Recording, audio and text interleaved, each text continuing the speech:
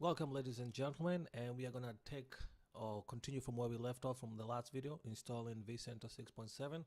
And this video mainly is going to focus on licensing and a few housekeeping. So let's begin. So when you log in, what you're going to see is this, and you're going to have this right here telling you to manage your licensing and all that. You can click the link here and assign your licenses. But what if you don't have that link? What do? Well, for starters, you want to go to menu and go to administration, and then under licenses you can click add licenses. You can see I've already added a license for vCenter, but I'm going to add one for vSphere client, ESXi. So paste my license right there, and you click next, and you get a name. You get to name this one. So this is going to be for my ESXi 02, I believe. Well, maybe it doesn't matter. And then you hit next, and you're ready to complete, or rather. And here you go. And on this side, it shows you the capacity, and on this side tells you the names that you've given. So, anyways, that's not the big point here. You got your keys right over there. So now you want to assign a license to one of the products. As you can see, I have one for ESXi and I have one for vCenter. So for that, you can go back here, go to home. This is a long way. You can find other shortcuts out there, but if you go back to host and clusters and then come to configure, and then under licensing, as you can see, I'm using an evaluation mode right now, and usage is just 1 instance. All right, so how do I assign a license? We already got the license, but how do I assign it? Right now it's attached to nothing. So if you come here to assign license, you get to find the license that you need, and you select it, and you click OK. And as you can see, my vCenter server now is licensed, and that's all that is to assigning licenses. So after that, for the vSphere now, if you had a vSphere, if we create a data center here and added an ESXi client or host, we would be able to use the other licenses. vCenter is smart enough to differentiate between ESXi and vCenter licenses. So that's it for that.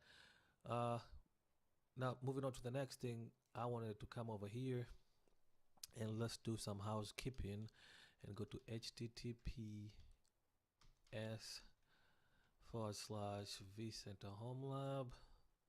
Remember when we tried to do this on the other video, it didn't work.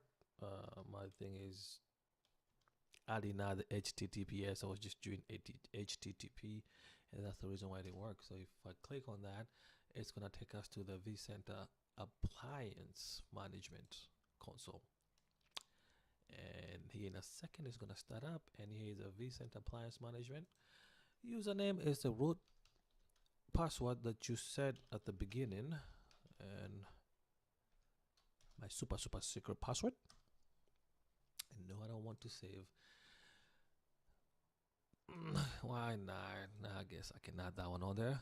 And as you can see, the health status of my vCenter, everything shows good. I was last checked at November 23rd. Domain, in the other video we used my home.lab, but I'm doing this so I can do a few videos on showing how to join a vCenter to a domain. That's why I switched back to this one. Actually, how I got this is when I was assigning my domain, you could have just said vSphere.local, so it doesn't matter. But anyways, let's go through this right here. You get the summary right here of your vCenter server, and this other tab here is for monitor, and you can monitor your vCenter server on what happened, your disk. So you can check that over here, see how the disk usage is, networking.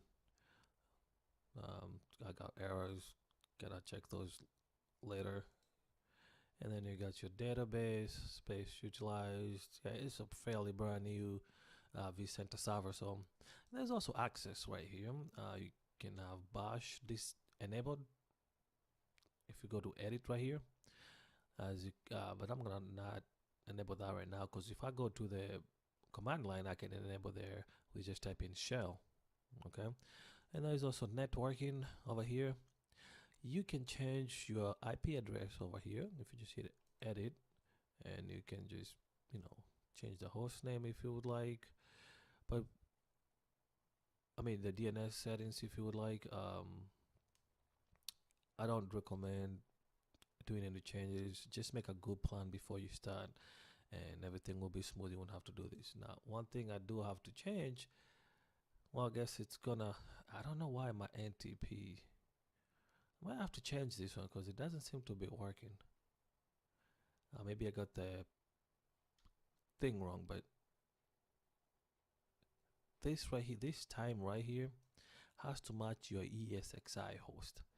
Otherwise, you're not gonna be able to boot into. I ran into that problem a while ago there, and I couldn't really figure out why. But I came over here and I changed the time to Eastern time zone, but I didn't change it on the host. So the host was having a different time, and this one was having a different time, and hence I couldn't back up. And we can check the host and see if the time is right. So my host here is 13. Okay, this is where I got this hosted at. Um, okay, let's see. I'm not gonna save that one. So we're gonna log in here and check the host, what time is showing. Uh, let's see, 11:55. 11:55. Yeah, you want those two to match, otherwise you're gonna have problems.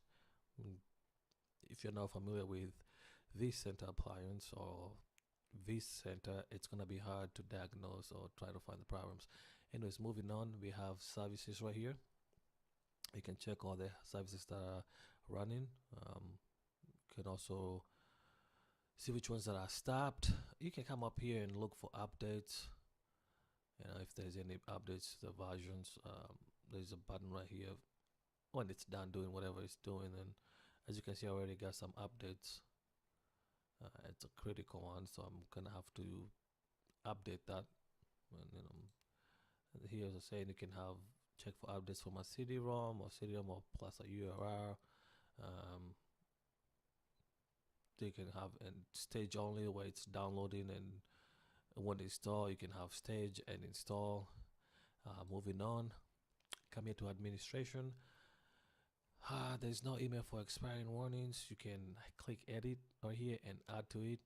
You can change your password over here, and expiration days right here. Yep, that's how you do it. And if you have a syslog server, this is where to add it. Now you have to have this enabled first before you add it on here. And here comes the meat and potatoes.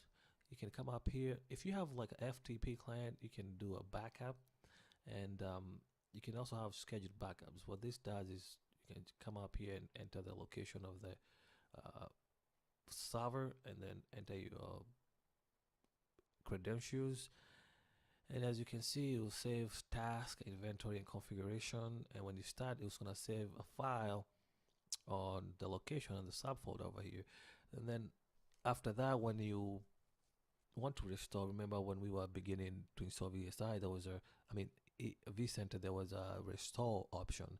You click restore, point that file to here, and all your settings will be back, and the process will be easy. I'll do a video on how to back up vCenter later. Anyways, that's all for this video. Just wanted to show you guys how to configure your vCenter server and all that. Thank you, and I'll see you in the next video. See you later.